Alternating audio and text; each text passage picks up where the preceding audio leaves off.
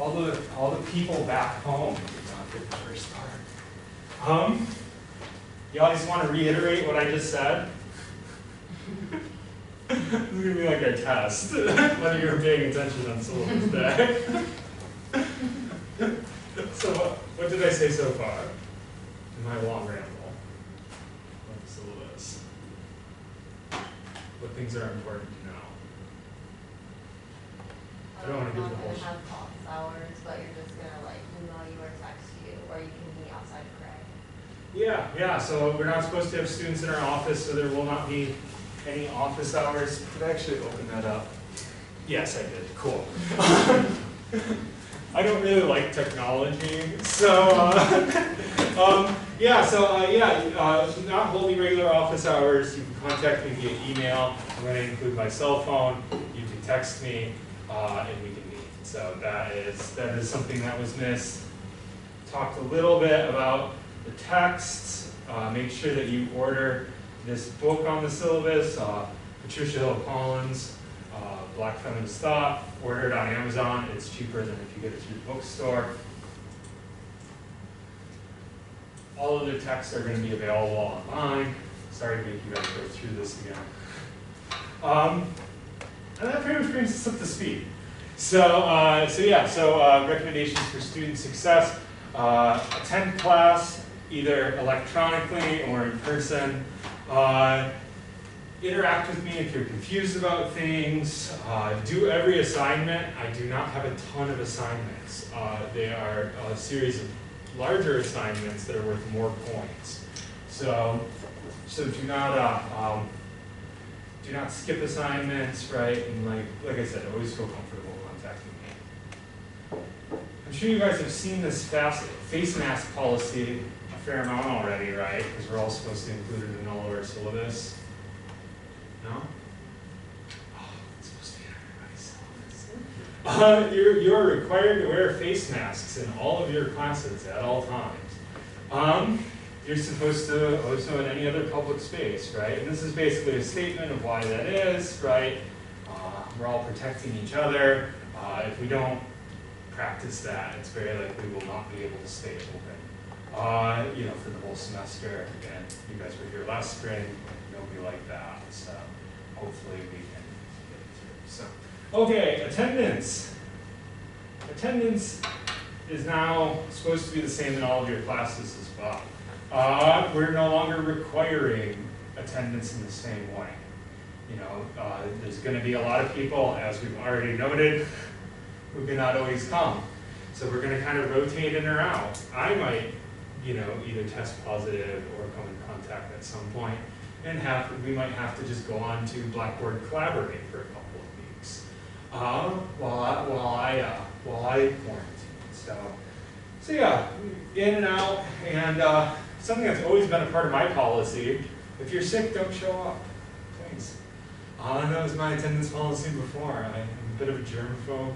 Nobody seems to follow it before. I hope everyone will this semester. Don't come if you're sick.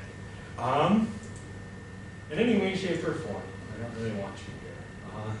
You can watch the video, and I like your presence, but if you're sick, Okay. Academic honesty. I'm sure you've seen this a lot in your career. Don't cheat. I always catch a few people for cheating a semester, and usually it's accidental.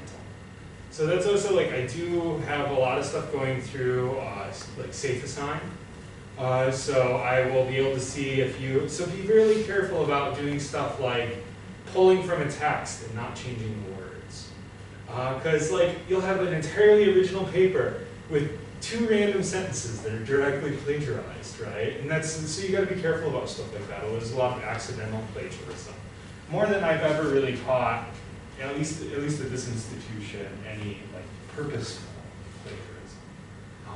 I did catch it back when I was at UT, an act of purposeful plagiarism, and it was actually a presentation. And so I was listening, I was like, this just doesn't sound like something this person would write. So I started typing I had my laptop, started typing the words in. He was literally just reading off of Wikipedia. Like word for word, just like, I was kind of proud of having caught that. Even though I don't like getting people in trouble. Like I'm not looking to catch you guys or something like that. I thought it was really actually quite funny. Okay. So for our assignments, we're going to have 2 take-home examinations. These will be given, you'll have weeks to finish them. They will be questions drawn from our readings and our class discussions. They're usually, they don't really have right or wrong answers, and they're more just meant to have you engage again, you know.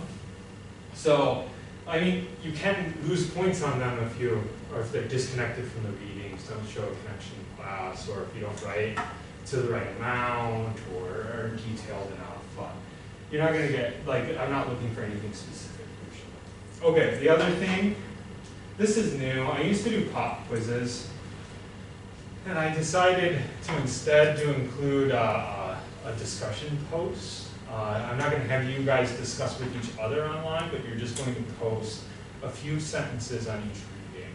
There's an assignment for that in our assignments, which also gives me a good chance to show you. So if you go to the content page, here's the assignments. For those of you at home who were not here when I started, your syllabus is under content on the Blackboard page. Here's your discussion board assignment. Open. So yeah, it's just 2 to 3 short sentences. I'm not looking for a summary per se. Like that's not enough space for really a summary of a full article. What I'm looking for is more just like thoughts. So things that you can bring into the discussion when you come in. So each week this will be due on Sunday. So that means that we have 2 readings for next week. Sunday at 11:59, which I'm not saying you need to do them Sunday. I realize Sunday is often a day people take off for very good reasons, right? Just do it Saturday. You know, I just gave us the longest amount of time until the week started. So it's literally going week by week. So Sunday, just post it real quick, and then you'll be ready to go ahead, once you've done your readings. Thought about it. One good practice might be to do your readings a little earlier in the week and just let it digest. Things can, if you haven't been in a sociology class before, concepts are pretty heady in sociology, so sometimes they take a little moment. And yeah, then we'll be ready for the class meeting. We can hit the ground running. I don't lecture a lot, as people who, once again, have been in my classes know. I have a tendency to want to chat with people about stuff, rather than sort of just stand up here and talk. Sometimes I'll fill in the gaps with lectures, because we're using articles, stuff like that. There's sometimes gaps in what's being talked about, so I'll fill in the gaps with lectures. But otherwise, when it comes to understanding the readings, I mainly want to just interact with you guys. Okay, everyone clear on those 2 assignments as we move forward? Yeah. So is this one due this Sunday? Yep, so this Sunday will be your first one, and then every week it will just be a little. Okay, and is it over just one of the readings, or because there's 2 readings? There's 2 readings, so I'm looking for 2 to 3 sentences on each. Okay. So it's 4 to 6 sentences. You guys realize how little writing that is, right? Okay, so it's not supposed to be an arduous assignment. It's supposed to be pretty light. It's just supposed to cue us in. So it'll be this Sunday. Any other questions? The other thing is we're going to have a term paper due. And the term paper is just going to be you exploring something related to race and ethnicity that interests you. So exploring that in more detail.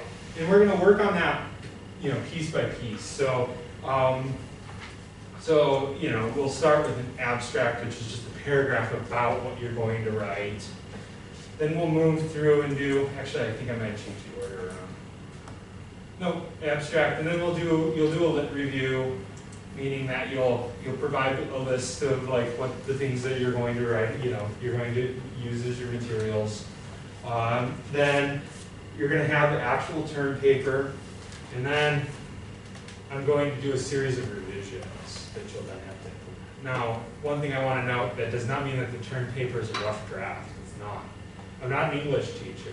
I don't want to be like correcting grammar. In fact, I rarely correct people's grammar. I'm going to be more wanting to correct your content. Actually, for people who have had me before, I may have mentioned this because I usually do around writing stuff. I used to be an editor for a journal called Current Perspectives, and so like I'm used to going through even like really well written things often in depth and making critiques of them. So you're going to get a lot of feedback from me. It'll be good sort of content feedback though. It's not going to be because I'm not looking to make corrections and teach you how to speak English better. I'm not great at English.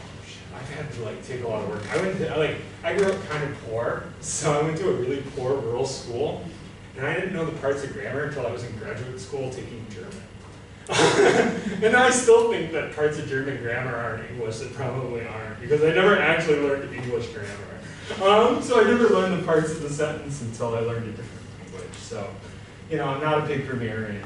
I often, in the past, have even hired editors to go through my stuff. So that's more like, you know, when you're in graduate school, it's something a lot of people do. Okay, late assignment policy, it's 30% off the top when you turn something in late. Doesn't matter how long it's been late. So, so usually if you procrastinate and you're at like, you have an hour to finish something and it doesn't look like you're really going to be able to do it well, don't turn it in. Take longer, work on it, and get all of your points. That's what it's kind of an encouragement to do. So I don't have like this gradated, after 1 hour it's this much points, after 2 days it's this much points, instead it's just 30% off the top when it's late. Okay, lastly we have our schedule. And so yeah, if you look, you have 2 readings here. When you have something due, it'll be bolded. I generally make everything due Friday at 11:59. So other than your discussion board, which is Sunday at 11:59, everything else is going to be due Friday at 11:59. And you'll turn that in.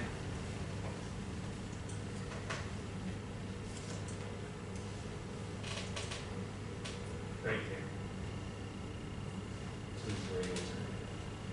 This is where you go to look at your assignments, right here.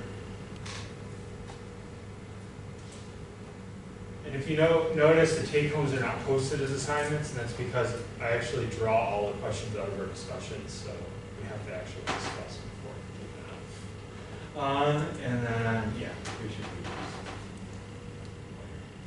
this. Okay, any questions on the class structure?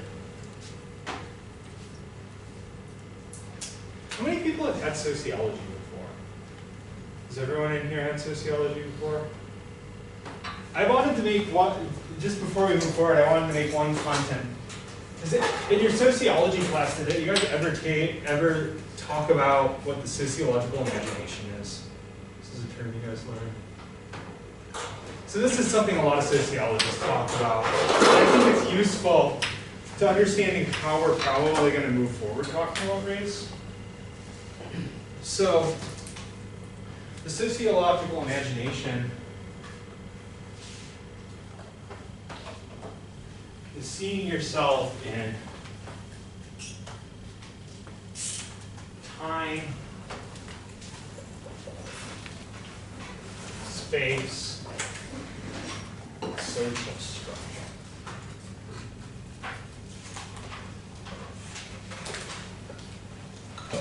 It's usually what it's referred to. And this comes from somebody by the name of C. Wright Mills.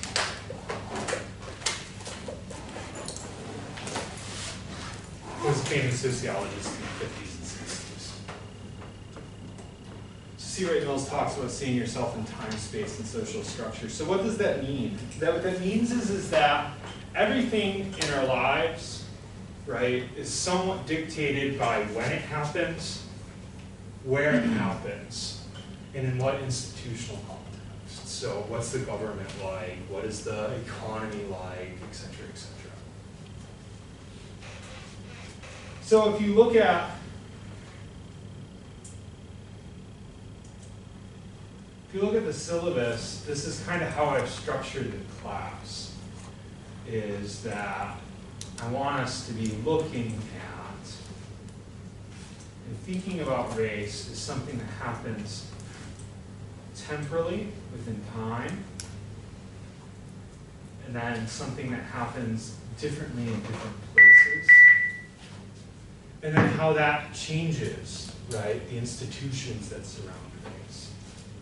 So most people don't realize that the idea of race is actually a fairly new thing historically. Like, most people have not thought about people through race through most of history. So we're going to start out, and so next week, we're going to start out reading things that are like, well, how is it that people thought about differences between people? Because people have always thought about people through difference, right? They've made distinctions between groups of people, but it hasn't been on the basis of biological differences. So how is it that, what existed before is kind of our first question. And so we'll look at a couple examples of things that existed before, right? So temporally before race. It's sort of a comparison point, so we can compare how the way in which we think about people change. Then we're going to start looking at questions of the origins of it, like essentially where do we see race popping up for the first time, and what sort of time, space, and structure create race.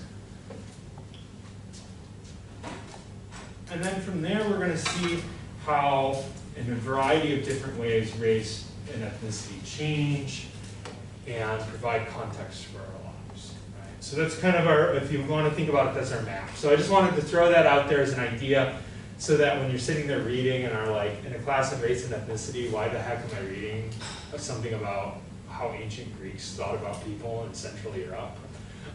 There's a reason why I'm providing that as a context. So we're going to slide into it.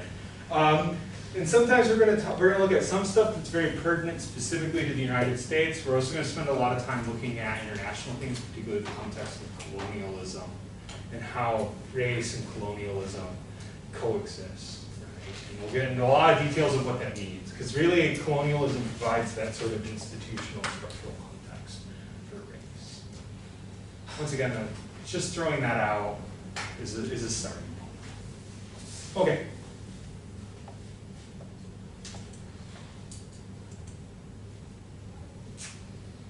That was our fun part. We get to meet each other.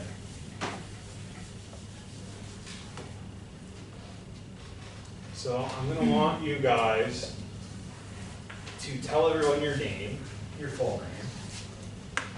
I want you to tell everyone, let's do class standing. Right, so if you're a freshman, sophomore, junior, senior.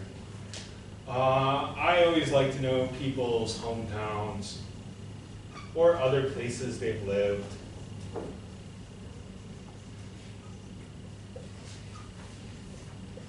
Or you've lived.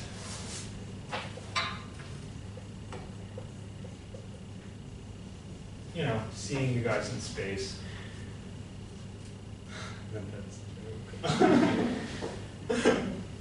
That didn't mean you have to laugh after I pointed it out. If it wasn't funny, it wasn't funny. Okay, question. And what kind of story do we want to hear from people? The personal stories. I find that often when you guys come up with them, they're better stuff. What do we want to hear from people? Stories about times that people did what?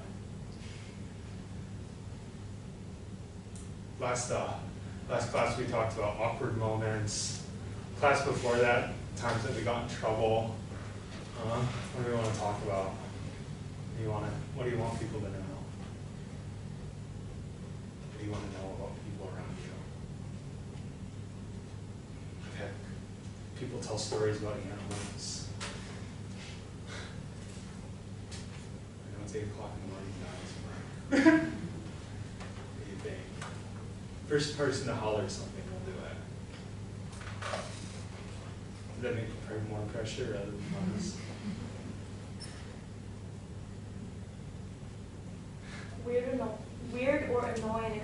places of work or with customers. Ah, yeah. Totally gonna look weird. There we go.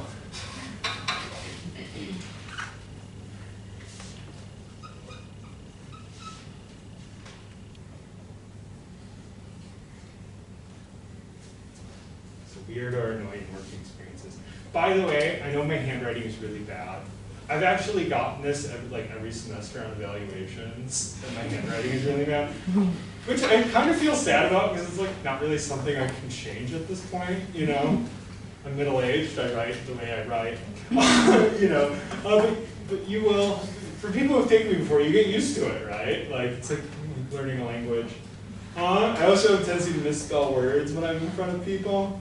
Sometimes I just can't call the spelling to mind, and I just own it. So you'll get used to it. Anyways, okay, so do you guys need some time, or are people kind of already starting to have weird or annoying work experiences in their mind?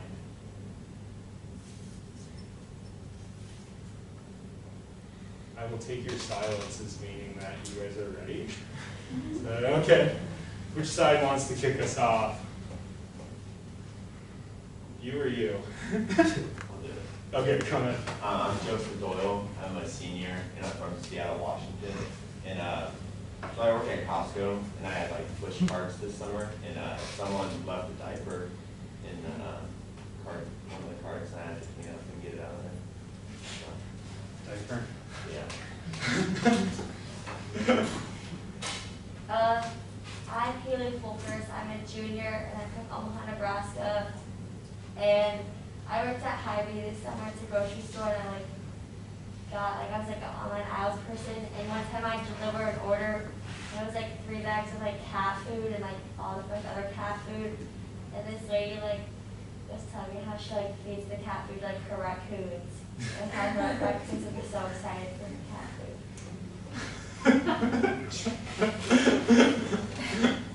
I hope you didn't live in town. Yeah, she was just, yeah, no.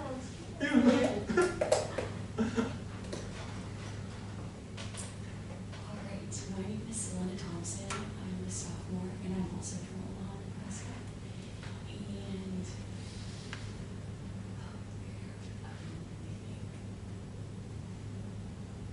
I think just so I was a camp counselor this summer, and me and this other group, we were like doing prank wars, because, yeah, just cause, and we were doing a bunch of different things, and the last day, he decides to come and pour paint like all over me, and just like, yeah, and it was just really annoying, but part of it. Yeah. Camp stories. My wife used to work at a camp. Yeah. I feel like camp stories go up a lot. Yeah. I'm Deontay Woodson. I'm a senior. I'm from California, San Jose. That's the Bay Area. Why did I think you were from Oakland rather than So that's right next to each other. Oh yeah, yeah, I know, but yeah. Yeah, that's right next to each other. Weird experience. I think I was like 15. I was working at a theme park called Great America, and I couldn't serve. Being under 21, I can't serve the beer. So some guy comes up and he's like, "Oh, I want some beer," and I'm like, "All right, get somebody to do it for you." And he couldn't wait. He was impatient, so we had altercation, and we were about to fight. It was some grown ass man. About to fight, and then security ended up coming in, and that was it. That was pretty much the only work experience I had. That is awkward. My name is Austin Myrna. I am a junior. I'm from Wichita, Kansas. And then work experience, I guess, I painted houses this past summer. And we had to put like ladders on top of our truck stand, on the top of the cab of the truck. And I tied them in punches, and then right in the middle when we were driving away from our workplace, it fell in the middle of the road while we were driving a stoplight, and like came that close to hitting the car in front of us. So it was good to hit the car, but my boss was not happy with me. So. I'm Haley Rendham. I'm a sophomore. I'm Park, Kansas, and I nanny over the summer, and I was the kid that I watched. She's like 5 or 6. I turn my back for like 5 minutes, and I come back, and she's cut off all the hair from here to like here. It was like cut like a half bowl cut, and I had to explain to her mom why her daughter has less hair than she left. How'd she react to that? The mom pretty much said, yeah, this has happened before, Oh. a year ago, and I was like, oh, thanks for letting me know. I felt really bad, and it wasn't my fault, so. Well, it grows back. Yeah. Hi, I'm Mary Stein. I'm a junior. My hometown is Charleston, South Carolina. And a weird work experience. So I worked at Chick-fil-A for my first job. And there's this lady who comes in. She's like, oh, I want chicken. And we're like, oh, what kind of chicken? And she was like, I don't know, just like the white and fluffy chicken. And we're like, okay.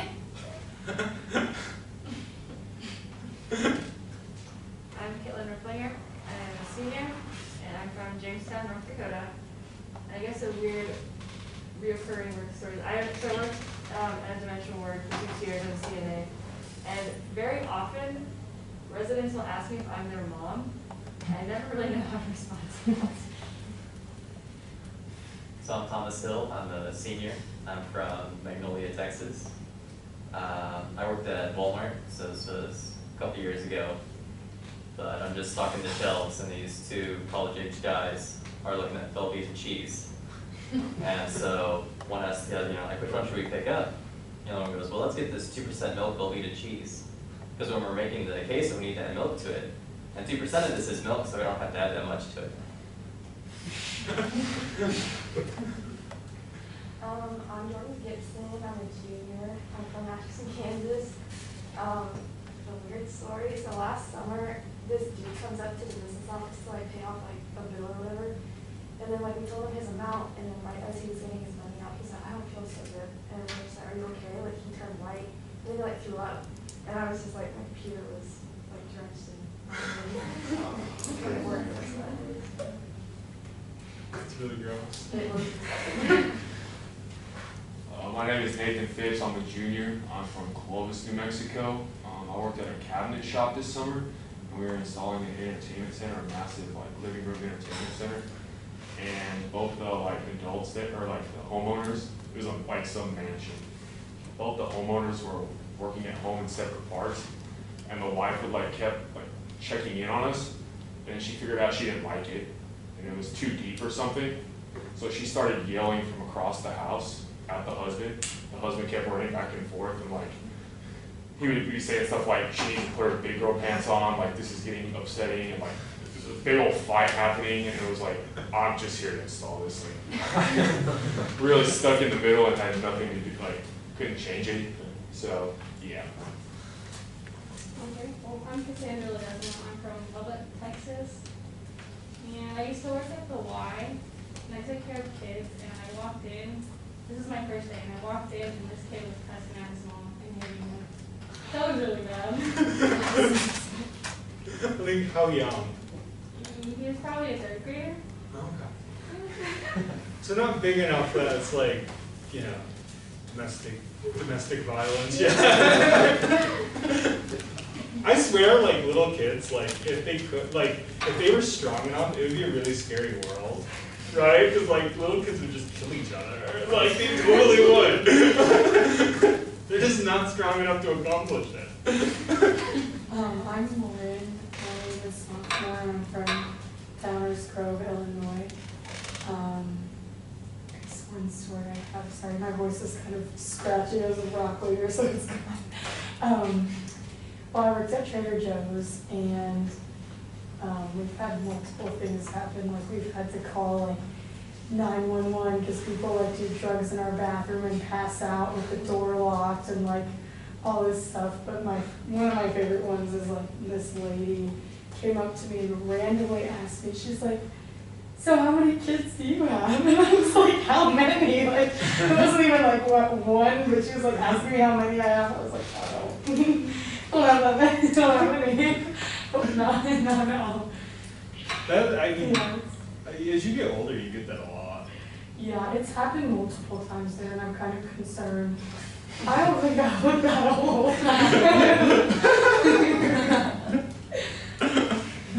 Yeah, when you actually start looking old, it won't just be there. Like my wife and I don't have kids, and like it's like almost everybody you meet is like, so, you know, well, how old's your kids? Non-existent. My name is Veronica Hauser. I'm a junior. I'm from Collinsville, Oklahoma. And I don't know, I was a nanny last summer in Kansas actually. And I just had this little boy, and we were like going to a restaurant or something to like, meet up with some people, and he was not happy. He was probably he's like 5 or 6. And he just started screaming with his head off, and it was just like in the corner, like screaming, like won't sit down, won't eat. Like when he was saying what's going on, like everyone's like looking, and I would like take him outside, and he probably like screamed for half an hour, just like full on, yeah, something bad. But he was My name is Alex Merrifield. I am a junior from Bartlesville, Oklahoma. An only work story this summer. I was about 5 minutes. I worked at a gym. Fitness center. I was about 5 minutes from being off, and there was only one other person at the front desk, and we had about 12 people come in at once to sign up, and so I had to be there for like an extra 30 minutes. It happens, but it's not the most fun experience. I'm Isaac Jenkins. I'm a 5th year, and I'm from San Antonio, Texas. And my weird work experience is I worked at a winery this past summer, so I would just say the dance moves from old people when they get enough wine. Hi, I'm Annie Savanek. I'm a senior, and my hometown is Ann Arbor, Michigan. I can't really think of like an awkward story, but I guess it's kind of weird. I worked at the Hampton Inn a couple of years ago, and the manager there was from Atchison, Kansas. So she was like, yeah, like you can definitely have the job, when she found out like I went to Benedictine. But I was like, this is just like such a small world, like so bizarre.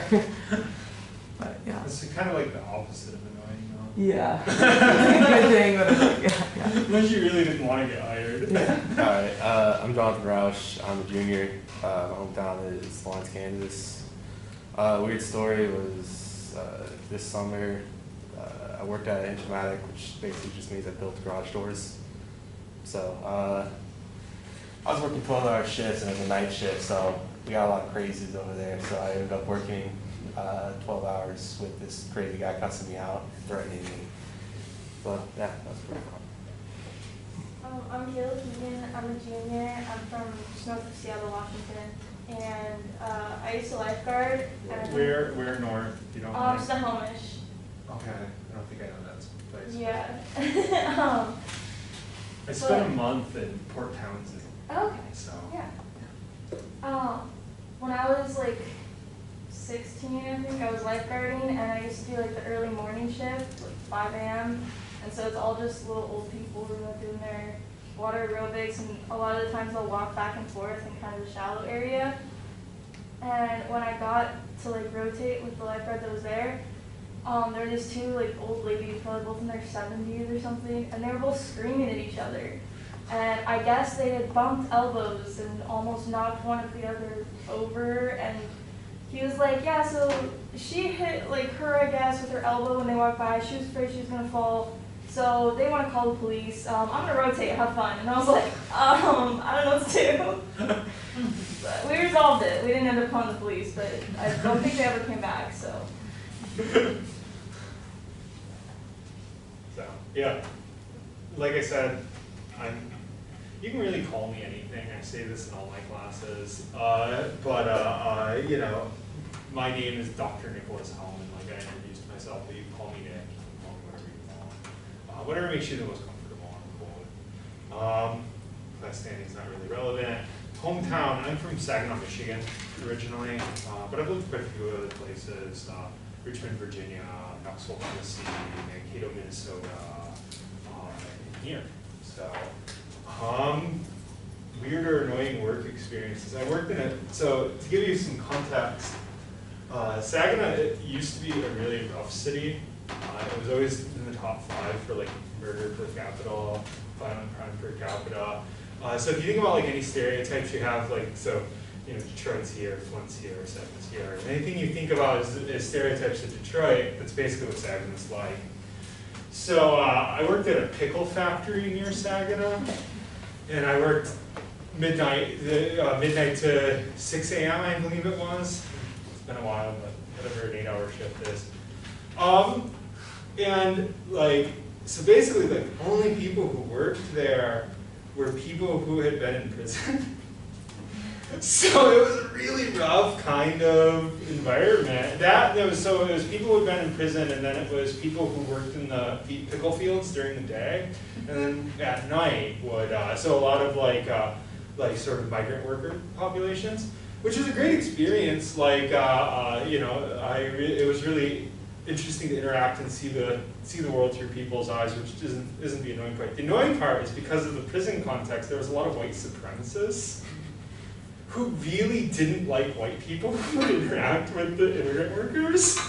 And so I used to have to get walked to my car every night by other people to keep from getting like beat up, which is really strange. So that's probably my most annoying work experience.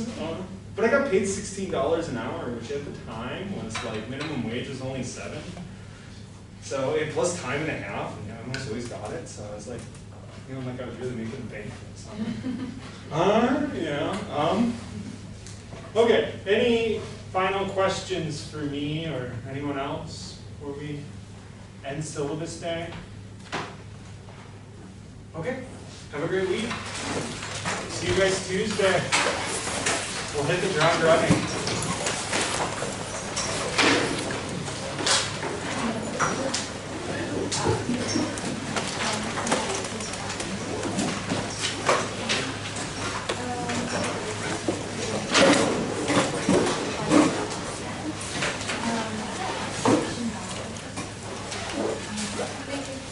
Thank you.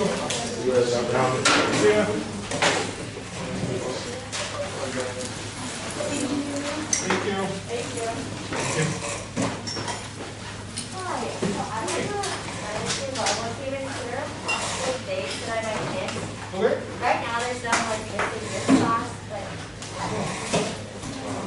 Great. Thank you. Yep. It's nice to have you in class again. Hey. So I'm a broadcaster, and I'm in the so since this is like one class, it's like I have to miss for like travel time or stuff like that. But if I do like that week, they would have decided all that. Yeah, sounds great. Okay, I just wanted to know. Thank you for letting me know. Have a good day.